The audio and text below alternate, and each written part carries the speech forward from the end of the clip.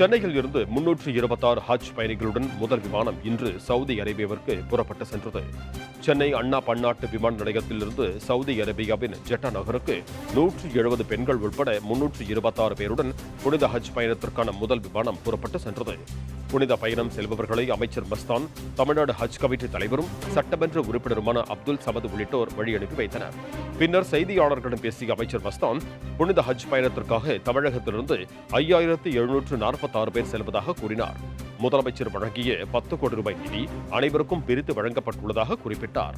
தேர்தல் முடிந்ததும் இஸ்லாமியர்களுக்கான இடஒதுக்கீடு குறித்து முதலமைச்சர் உரிய நடவடிக்கை எடுப்பார் என்றும் அமைச்சர் மஸ்தான் கூறினார். ஒரு 100 பேருக்கு ஒருத்தர் என்று வழிகாட்டுதலுக்காக தமிழக பிரதிநிதிகள் இங்கிருந்து உடன் செல்லுகிறார்கள். அது மட்டுமில்லாமல் அங்கேயும் ஹஜ் கமிட்டி சார்பாக தொடர்ந்து வழிகாட்டுதலுக்காக நிர்வாக சார்பாக அங்கே தேர்வு செய்யப்பட்டு அந்த பணிகள் நடைபெறுகிறது.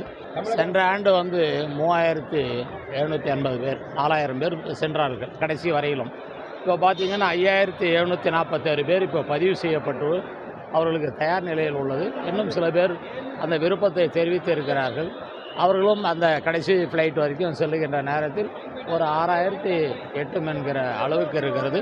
இல்லை, அரசாங்கம் 10 கோடி ரூபாய் இந்த நிதியில் ஒதுக்கியிருக்காங்க. அதை பகிர்ந்து கொடுக்கறதா தான் ஒவ்வொரு ஆண்டும் செய்யப்படுகிறது. அந்த அடிப்படையில் அது பகிர்ந்து வழங்கப்படும்.